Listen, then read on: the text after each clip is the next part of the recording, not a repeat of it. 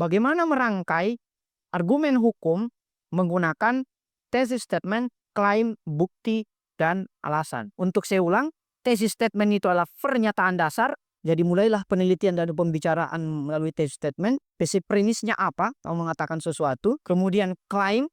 Klaim itu adalah pernyataan spesifik yang mendukung thesis statementnya teman-teman.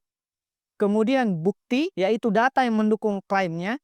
Dalam hal ini baik itu bahan hukum primer, peraturan perundangan, maupun bahan hukum sekunder. Misalnya buku teks hukum yang dikeluarkan oleh para doktrina, atau doktrin yang dikeluarkan oleh doktrina para ahli hukum. Dan kemudian ditutup dengan alasan, yaitu penjelasan mengapa bukti mendukung suatu klaim. Contohnya seperti ini. Saya menyederhanakannya ke dalam kerangka yang kemudian saya sebut sebagai CRIT. Jadi ketika saya menyusun suatu paragraf, itu saya gunakan CRIT. CRIT ini adalah akronim dari C, itu conclusion, kesimpulan atau claim, thesis statementnya. Kemudian R atau rule, itu merupakan aturan atau bukti. Kemudian E, explanation, ini penjelasan atau alasan terhadap suatu bukti yang kita ajukan. Kemudian A, itu application atau penerapan. Dan kemudian TE atau keyback, yaitu menghubungkan kembali. Jadi saya mengakronimkannya CRIT supaya saya mudah dalam mengaplikasikannya. Misalnya, untuk melihat suatu paragraf hukum ya, bukan paragraf dalam bahasa Indonesia, paragraf hukum. Pertama, thesis statementnya apa?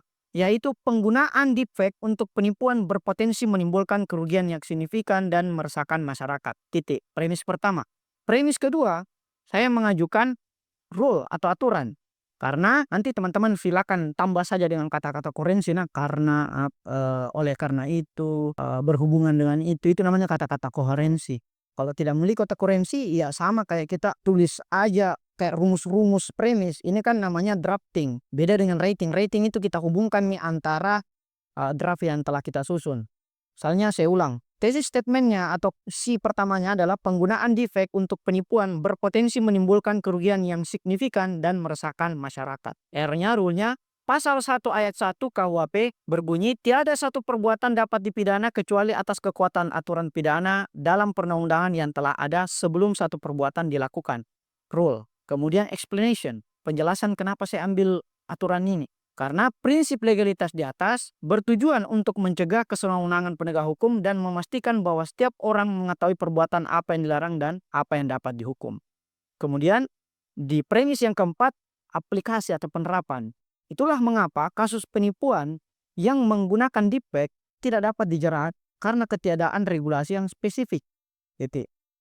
Kemudian keyback. Saya hubungkan kembali konklusi saya dengan konklusi awal sebelumnya atau thesis statementnya, yaitu oleh karena itu berdasarkan prinsip legalitas dan belum adanya aturan yang spesifik, diperlukan aturan hukum yang secara khusus mengatur tindak pidana penggunaan deepfake untuk penipuan guna menjamin kepastian hukum dan melindungi masyarakat. Jadi satu paragraf, oke? Dan paragraf ini teman-teman bisa elabor lebih lanjut sehingga sampai ke 4.000 kata dalam jurnal. Sebagai kesimpulan, bahwa tujuan kita menguasai berbagai jenis argumen hukum, baik itu formal, material, dan menyusunnya ke dalam klaim-klaim tadi adalah agar kita dapat membangun sebuah kerangka argumen yang kuat, yang valid, yang tidak mudah dibantah oleh lawan bicara ataupun pembaca. Sehingga sebagai rekomendasi, teman-teman terus latih penulisan dan retorikanya teman-teman agar argumen hukum itu dengan berbagai contoh kasus dan isu hukum yang teman-teman latih itu semakin meningkatkan legal skill-nya teman-teman. Saya kira itu. Terima kasih. Wassalamualaikum warahmatullahi wabarakatuh.